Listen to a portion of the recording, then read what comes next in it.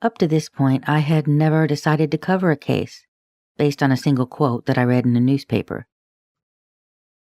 Of his missing wife, who others described as kind, loving, and friends with everyone, Gilbert Hine said, quote, "She was a person who detests people." And then he added that she was the type who, quote, "most enjoyed getting out into the woods so far you'd have to fly a kite to find her." That certainly doesn't sound like a man who had fond memories of his wife. A woman who disappeared one day, never to be heard from again. It's my opinion that Gilbert Hine knew from the jump that his wife didn't walk away to a better life. But I'm guessing he hoped everyone else would.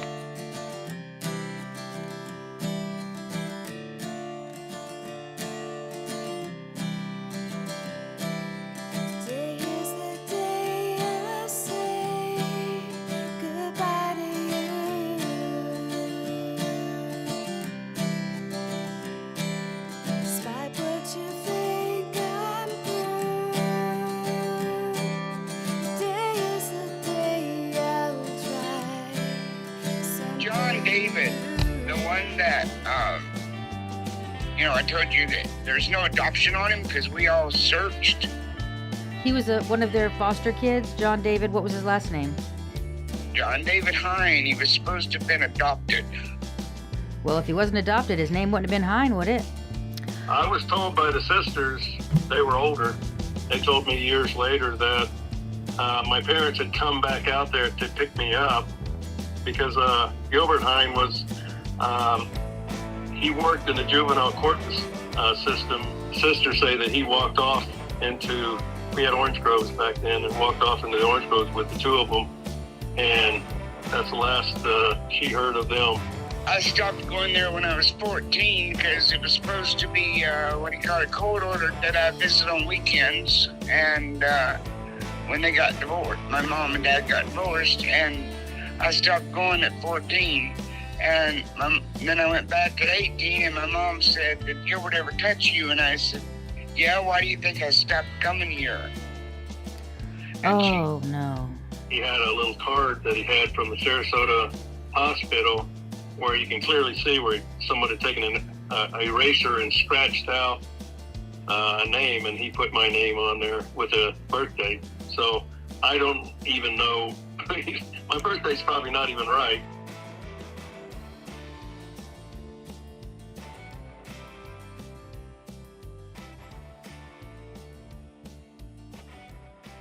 Parrish, Florida, a little hamlet on the banks of the Manatee River, lured settlers in the mid-1800s with its open, rich land that was perfect for cattle and ranching. The area was also great for growing orange groves, which will yet again play a small part in this season's story. On January 15, 1972, Kathaleen Hine, or Kay, known to her friends, was scheduled to spend the day at the local fairgrounds in Palmetto, Florida. She was to be working in the poultry barn and had prearranged to meet a friend at the front gate when she arrived so that they could go in together. The first signs of a problem that day were when Kay called her daughter Betty around 7 or 8 that morning. Betty said that her mother told her she needed to talk to her about something important, and then she said she heard a scream, and something like, "I've got to, he's going to," and then the phone died. She tried to call back, but she got no answer, so Betty called her sister-in-law, Daphne Ford, and told her what had occurred. The women decided to go out and check on Kay at the ranch. About an hour after the call, Betty says that they arrived at the Hine property, and her mother's blue Ford was sitting inside the gate to the right of the house. She said she felt the hood, and it was cold. There was a Jeep truck parked closer to the house, and she said its hood was warm. She said that Gilbert Hine's Volkswagen was not there. When she opened the front door, she said there was an awful smell. There was furniture out of place, as if there had been a struggle. They noticed a footstool that was laying on its side, which the women had to step over to move further into the house. In the front bedroom, Betty saw her mother's gun holster laying in the middle of the floor, but her gun was nowhere to be found. In that same room, Kay's purse was laying on the dresser with items strewn about, and her keys were hanging off the edge, almost ready to fall to the floor. Betty said that the floor seemed wet. When they noticed what they believed to be a bullet hole beneath the bedroom window, both Betty and Daphne began to cry, and they immediately left the house. They did peer into Kay's car on the way out, and they saw her prescription sunglasses, which Betty said she never went anywhere without. The two women left and immediately went to notify Kay's father, Harold Folk, of what they had found. This is Cheryl, one of Kay Hine's daughters. What it was is I was living in El Paso, but I had borrowed like $36 from my mom I had met my second husband, and we were going to leave El Paso and wherever it was and go by bus or something. And anyway, I asked Mom to send me money. She sent me $36. And then after I got to El Paso, got 2 jobs, I sent her back $50. And she went and bought a 38 police special. And I know that she bought it because she bought it from a pawn shop there in Palmetto. And when I sent her money back, she loaned me, What did she want the gun for, did she tell you? Oh, I asked her that. She said, for rattlesnakes. And she said, one in particular. Now, it's notable that Betty did not mention in any of her statements that she had seen the 2 young boys at all, John David and Charlie, Kay and Gilbert Hine's sons, who were approximately 10 and 11 at the time. Harold Folk, Kay's father, went to his daughter's house shortly after being notified by his granddaughter. He said Kay's car was there, and as he walked to the door, he could hear children crying. It appeared to him that there had been a fight in one of the bedrooms. He noticed his daughter's purse, her car keys, and one of her hair pieces lying on the floor. Kay Hine had a genetic condition where she was unable to grow hair, so she always wore wigs. Her father would later say that he saw a stool lying on the floor with one of the legs broken off. So this seems to corroborate essentially what Betty and Daphne saw when they entered earlier. It's unclear, based on the report, what time he ran into Gilbert that day, whether he was at the home when he first arrived and heard the children crying, or whether Kay's father went back after he went to the sheriff's office, because he went there directly after viewing the scene to report his daughter missing, but at that time they said they couldn't do anything. She hadn't been gone for long enough. Kay's father argued with the deputies because he knew something was wrong, and they ordered him to leave the premises or he would be locked up. But Harold did run into Gilbert sometime that day. Again, it's not documented clearly if he went back or if he ran into him the first time he was at the property, but he said he asked his son-in-law what happened to Kay, and Gilbert told him that he had dropped her off at the fairgrounds, and then he said, "Harold, I'll take care of it," and he shut and locked the door, leaving Kay's father outside. This would become a pattern on the part of Gilbert Hine when anyone came by looking for Kay after that. He would shoo them off the property. Betty said that she went back to the ranch the next morning. Nobody was around, so she drove down Rye River Road and stopped her car at the gate that leads back into the ranch by the river. She was essentially trying to access the property from a different point than the main driveway. Betty climbed the gate and she said she noticed fresh tire tracks that looked like Jeep tire tracks. So she followed them a few yards and she noticed footprints deep in the sand. She continued to follow them until Gilbert's brother Clyde suddenly appeared and told her to get off the property and stay away. He had what she described as a rifle or a shotgun in his hands. But she wasn't deterred. Betty went back again the next day, now 2 days after she had spoken last with her mother. Her grandfather had told her that the boys were crying when he went out to visit the house. So she drove up and she saw a large fire burning on the left side of the ranch house. Gilbert and his brother Clyde were standing on the opposite side of the fire, and she saw Gilbert toss one of Kay's monkeys into the fire. She heard it cry out and she screamed at Gilbert, "What are you doing?" He yelled back, "Get out of here." "They're my animals too." But he again ordered her to leave, and when his brother Clyde started coming toward her, Betty ran for the car.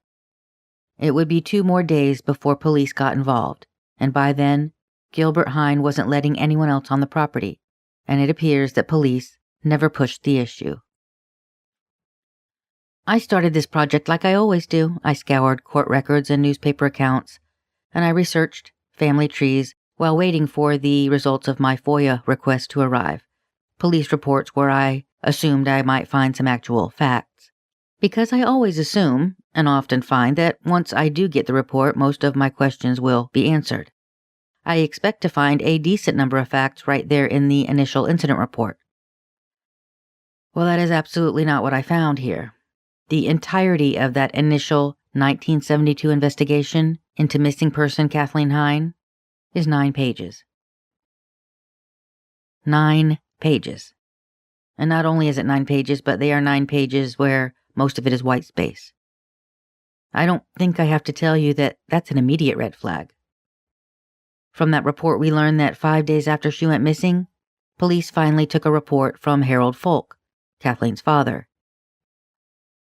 It should have been immediately concerning to law enforcement that her own husband, Gilbert Hine, wasn't the one who contacted them about his missing wife. On page 1 of the report, under the box labeled Reason for Absence, the missing persons report notes, might have left husband, and in another box, which is titled Personal Habits, is typed, Subject has been known to drink. Both of these things were told to police by her husband, Gilbert Hine, when they visited him at his place of employment, which was as a clerk in the juvenile court building in Manatee County, Florida. Gilbert Hine told police that he had driven his wife to the agricultural center in Palmetto for the fair 5 days earlier, and she never came home. I should note that Kay Hine loved animals. They had a lot of them out on the ranch. In one letter that Kay wrote to a friend in 1966, among the animals that she discussed having was a pet skunk. Quote, "A little devil who bit me this morning, and he's been real good, but he likes to sleep in, and I wanted to measure him for a lead halter, and he wasn't in the mood." Yeah, they had goats, chickens, ducks, geese.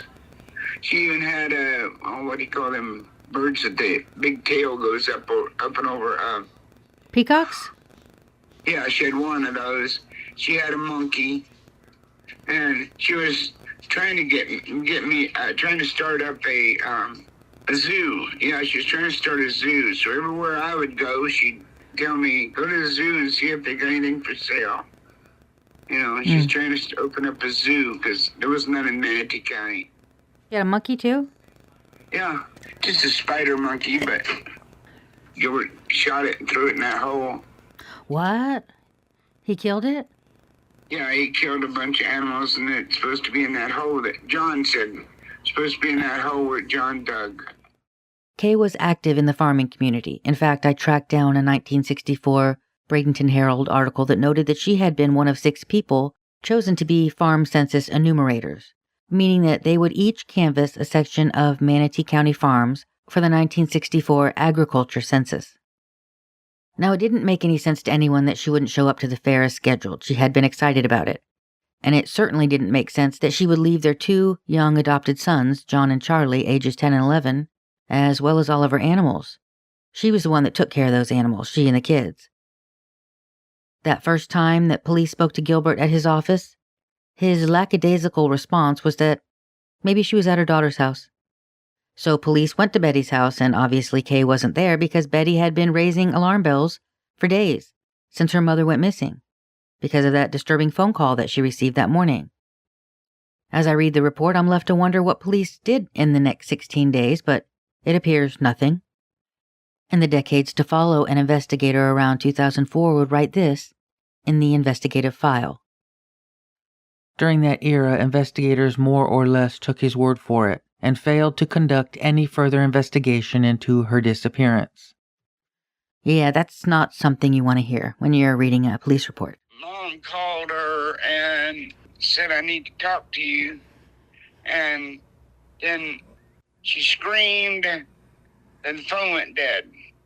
So she went over there, drove over there, and the house was total wreck, like from fighting.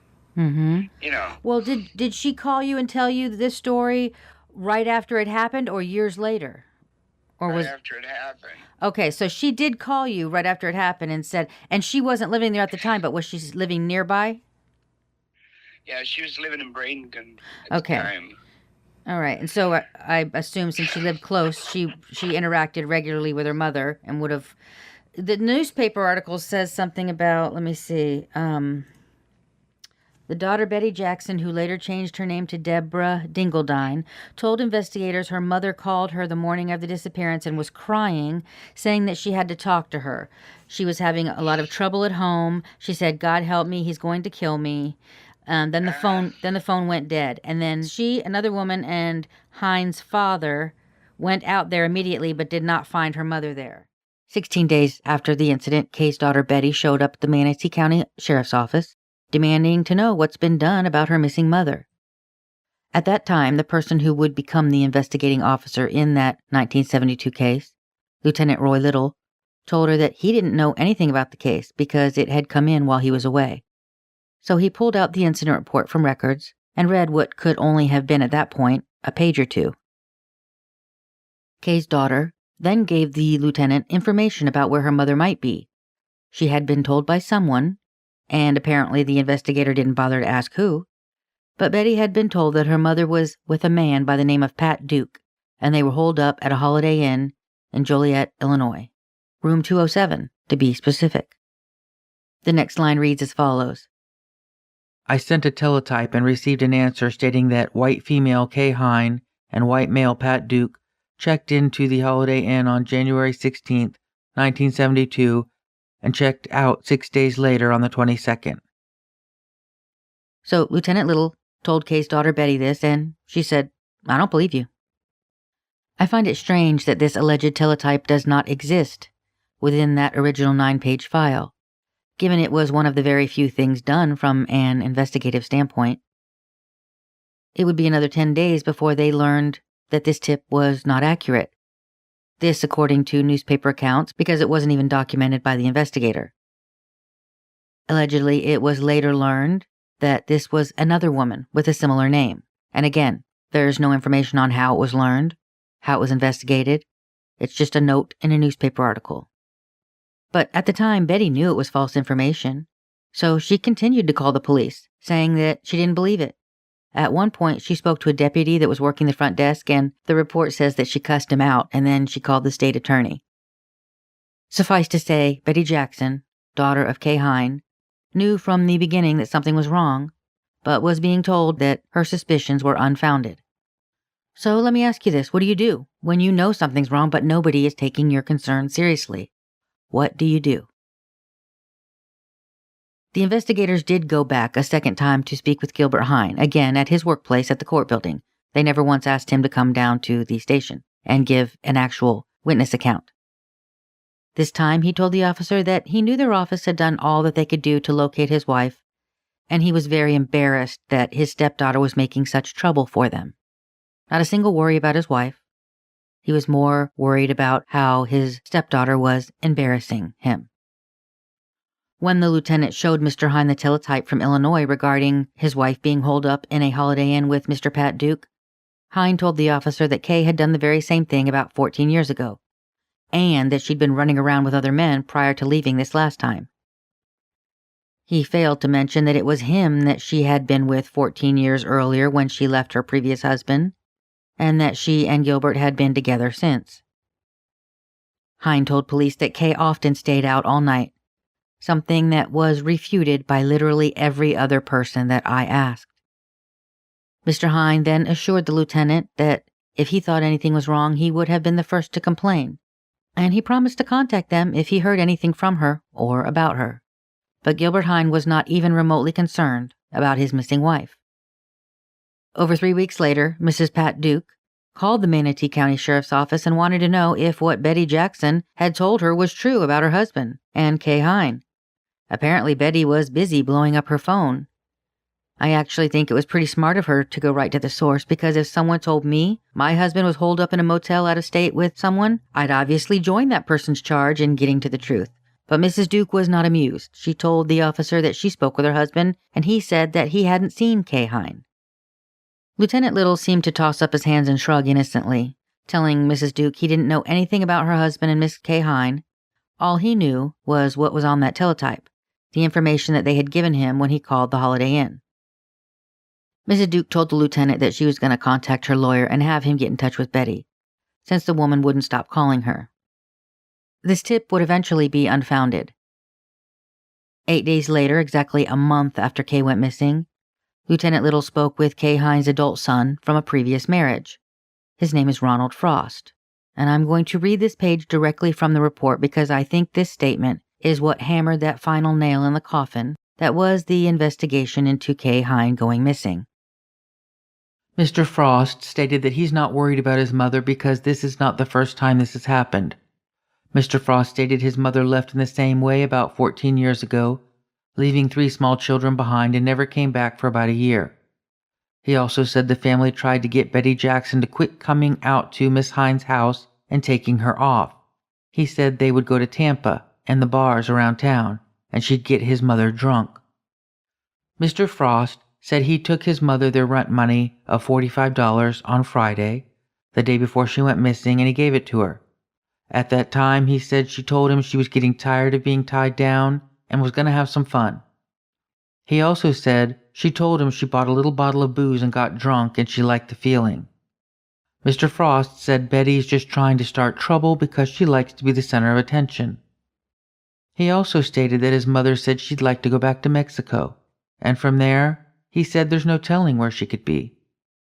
He did say if everybody would just settle down, she'd probably come back. But as far as things go, he said he wasn't going to hunt for her. He will call if he hears anything. Admittedly, as soon as I read that, I thought, oh my, well, maybe she did run away. Still, you know how you see something, and you know there's something not quite right about it, and you can't explain it exactly, but you just know something's a little off? I noted how Ronald Frost used the exact same phrasing as Gilbert Hine had. That whole 14 years ago thing about Kay running off. That number 14 just tripping off his tongue. The thing about this not being the first time that she's done something like this. But I learned fairly soon after that Ronald Frost was living on property that was owned by the Hines, and he was paying rent directly to them. I'd later learn that fact played heavily into what he said to police that day, and what he didn't. But if you're an investigator and you're hearing this from the son of a woman that you're being told is a drinker and appears to be itching to run off, I imagine it would tend to lead your investigation in a certain direction. While I'd expect officers to have a bit more intellectual curiosity in the matter of an actual human being suddenly leaving without her car, her prescription glasses, or a single belonging, we also have to remember we're talking about 1972. For context, it wasn't until the Equal Credit Opportunity Act was passed in 1974 that women were even able to get credit cards in their own name. So, yeah, the idea that men investigating the disappearance of a woman whose husband had a respectable job in the county clerk's office would take his word for what had occurred is not all that surprising.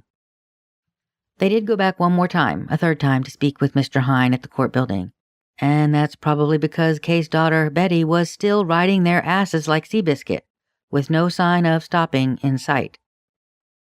Lieutenant Little brought his captain with him that time, and in that meeting they were interested in Kay's purse and glasses, because they had been told by Betty that they'd been left behind. Mind you, they didn't bother to go check that out themselves, they didn't document this in the report, they never went to search the house for said purse at all. They just went to ask Gilbert, hey, we're being told that the purse and glasses are still at your house, so what's up with that? Gilbert Hine told them that he hadn't seen her purse or glasses around the house, but he'd look for them when he got home. And then he immediately deflected back to saying that this wasn't the first time she had pulled this. About 14 years ago, she just up and left and came to Virginia where he was and stayed gone for a whole year while she was still married to her previous husband. He told the officers that when they returned to Florida together, she would hide to keep people she knew from seeing her. He said that she started running around with other men with her daughter Betty. To their credit, the investigator asked Gilbert how he felt about that, her running around with other men. And Gilbert told them they never fought about it. See, now my bullshit detector would have been on red alert at that point, but Gilbert insisted that he had told them all he could, and he had nothing more to add about his missing wife. He continued to maintain that he dropped his wife off at the fairgrounds, presumably without her purse and her prescription sunglasses. Police spoke with a man named John Flaherty, who knew Kay well. He was a local farrier, and he had just seen her that Friday before she went missing, because he had serviced her horses. He told them that she was in a good mood that day and nothing stood out. Again, to their credit, because I am really stretching to try to give them credit when it's due, just over a month after she went missing, Lieutenant Little, along with 2 detectives, and the captain of the Palmetto Police Department, went to the wooded area of the Hine residence and made a check of the area. Quote, as best as we could from 9 a.m. to 5:15 p.m. Due to being such a large area of thick woods, we looked the area over as best we could. We used Captain Keck's Jeep wagon to search the area. We also checked the old homestead, but found nothing. Investigation continues. The home itself was never searched. There's no indication that they ever even asked Gilbert Hine for permission to nose around inside the house, or even followed up on that purse and the glasses. The last person they spoke to was the woman that Kay Hine was supposed to meet at the fairgrounds that Saturday on the 15th.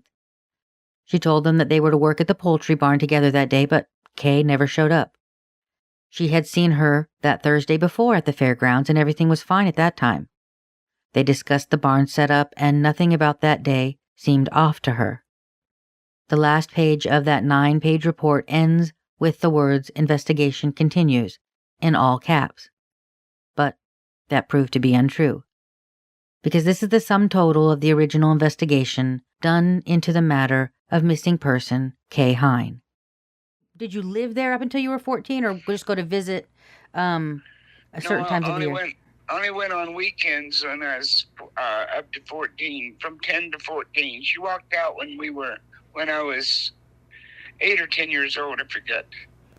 And I just know that we had to go to bed at 6 o'clock, and while we're in there sweating to death, one night there I heard, "It's Johnny Carson show." Well, everybody knew that came on at 10 o'clock. And I heard Charles and John giggle or something. So I got up and went and snuck over by the edge of the door, and Gilbert and Mom was sitting there. They split a beer, in a glass. They were both sitting in recliners side by side, and the kids were on the floor.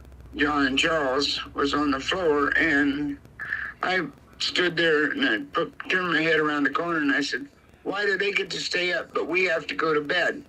But that's one other reason that I told Dad I wanted to stop going there. I got tired. I didn't want to tell him I was sick of Gilbert, but I wanted to, because my dad would go over to went over and killed him, And I told him I was tired of being treated like a foster kid. Me and Roger wasn't included in anything because we were foster kids. And like I said, I was 14, and Dad says, "Get ready to catch the bus tonight after school." And I said, "Do we have to?" He looked, and I said, "This is like Friday." And I said, "Are you get in trouble with the judge if we don't go?" And he goes, "No, why? Don't want to?" I said, "No." And he looked over at Roger, and Roger kind of nodded his head, I guess, and agreed. So he said, "No, you don't have to." So we stopped going. One day when I was 18, and I was out there, she was milking a cow, and she stopped, and she said, Did Gilbert ever touch you?" And I said, "Yeah, why do you think I stopped coming here when I was 14? What do you think made her ask you that? Because I think the foster kids must have told her. John specifically, did he ever say that he told her that Mr. Hine had abused him? Oh, mentally. Charles was the favorite, but John was treated like dirt. He said he told me to him and Mom both, Mom got every day, "I could kill you and get rid of your body and no one would ever find you." Gilbert told her every single day. Whose idea was the foster community? Your mother's or your or Gilbert's? Probably Gilbert's. And do you think that was to be around children for the purposes of abusing them? I don't know, but I don't know. The only thing is not, like Mom asked me, how, when? I said, every time I'd walk by him, he'd grab either my crotch or my boob. Were you the only girl child in the house at the time? Yeah. Did they take in boys and girls to foster? Yeah. After you told her that, how much time after that was when she went missing? Right after. So it was close in time period, like the same year, Oh, yes. the same... Oh, no, within weeks. Did she ever tell you that she confronted him about it? No. She just, as soon as I told her, she got up right then and walked out of the barn, left the cow standing there, and walked out of the barn. And then I think the next day I left there. Do you remember there being a lot of kids in the house at once? Or just... No, most of the time it was like, I think she had a limit of 8, I think. Okay. But like I said, that one weekend, it was, there was 32, 7 in diapers for her to tend to by herself. And Gilbert seemed like he didn't mind having all those kids around? No, he didn't have nothing to do with them. He didn't help at all around the... No. And it's weird, when Mom first started it, she didn't really know, didn't have the training for it, right? She didn't really know, right? Mm-hmm. So she went and bought some toys, and she bought jump ropes for the girls. You know, one day she was looking out the window while she was washing dishes, and there was a couple there called Danny and Diane. And Diane had, one of the kids, she had the rope around his neck, and she was dragging him all over the yard. And Mom ran out there and grabbed the rope up. That back then, the kids liked to jump rope, so, you know, she bought them jump ropes, not realizing that was wrong. Right, yeah. So you feel like she did a good job with the kids? She wanted to do that? It wasn't something that she resented or anything? She liked doing it? Yeah, she just liked doing home. Not work away. She liked doing whatever it was at home, and she was raised on a farm. But I went there. My husband was a trucker, and he took me there. And Gilbert happened to be at the house, and Gilbert opened up the trunk of her car, and that was another part that messed me up. All right, if she took off, which Gilbert was saying, then why did she leave her car, her purse, her pistol, her medicines, her all that stuff? And I saw her prescription sunglasses laying in the front seat of the car. And he opened the trunk, and there was a whole bunch of packed, neatly folded up clothes in the trunk. And I said, and he opened the trunk and showed me. And I said, what's all the clothes doing in her trunk? Well, I don't know. I guess she was planning a trip. Well, that's weird. I know. As I was digging into this, even now speaking with you, the things that are concerning to me is like what you're saying, basically. We've got a woman that went missing, and she and her husband were clearly having some issues. He may have been abusing some of these kids, and now we come to find out that at least on one occasion, they ended up basically stealing a kid from their family who now doesn't even know who his birth parents is. That's horrifying. No documentation on that one. No. That was just, Mom wanted the baby. His family came from Texas somewhere every summer and would come down and pick oranges. And he has like 3 other older brothers and sisters.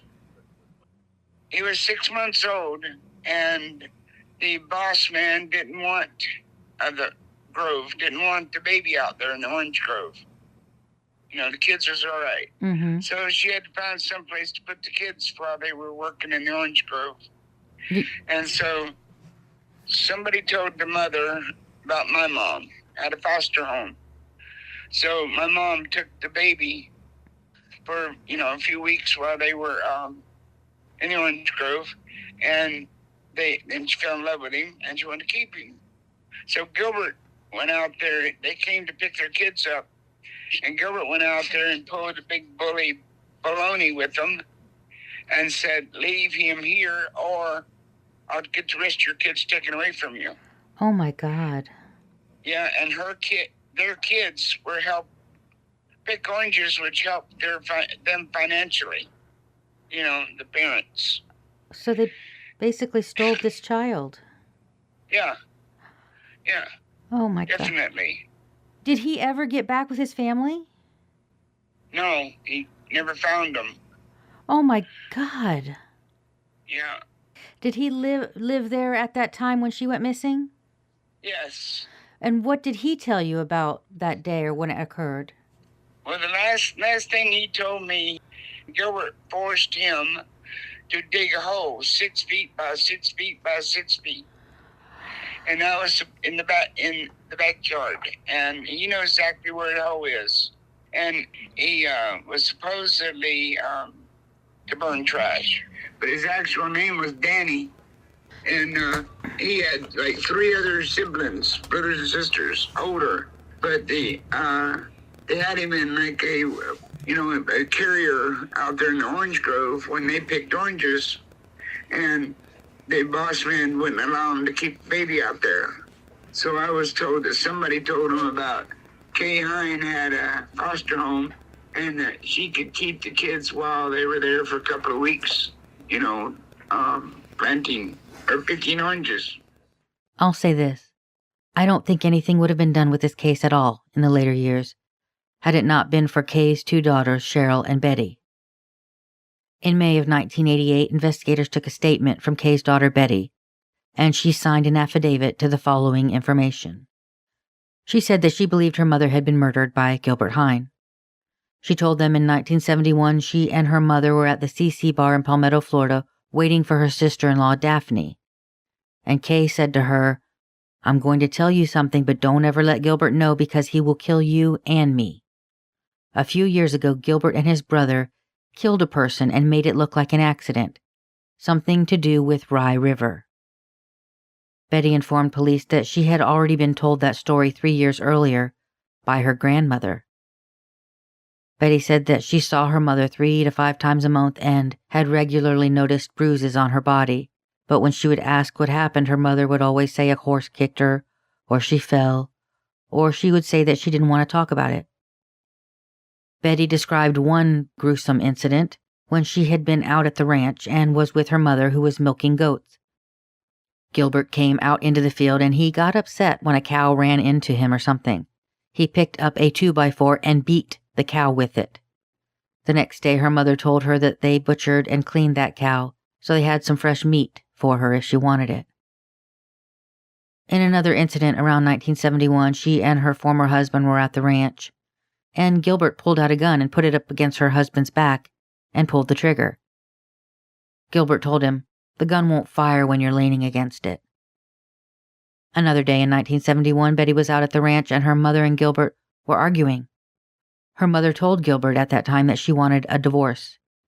She said he turned around slowly and he laughed and he said, "The only way you're leaving is in a pine box." Betty told investigators that at their final Christmas together, just about a month before she went missing, Kay took her outside and told her she had put money down on a facelift, and she didn't want anyone to know. She wanted Betty to drive her to St. Petersburg for the surgery. Kay told her that she really did love Gilbert, but she couldn't live this way. He was running around on her and doing other things. Kay told her if the facelift didn't help, then she was going to find a way to get out of there in one piece. She said, "You just don't know. You just don't know him." And then she said, "If I wanted to, I could ruin him. They would lock him up forever. But this isn't the time to be talking about things like that." Over the years, Harold Folk, Kay's father, told multiple people that after his daughter disappeared, the little boys, John and Charlie, told him that they heard Gilbert and Kay arguing, and they came out of their room off the kitchen and they saw Gilbert throw a goat hair-covered footstool toward the front bedroom by the bathroom, but they didn't know if the stool hit her. Now keep in mind those boys were around 10 and 11 at the time, and no member of law enforcement ever questioned them about what happened that day that Kay went missing.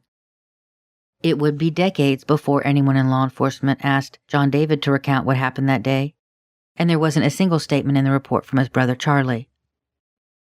After many years, John David would begin to remember, and he would give details about what he recalled.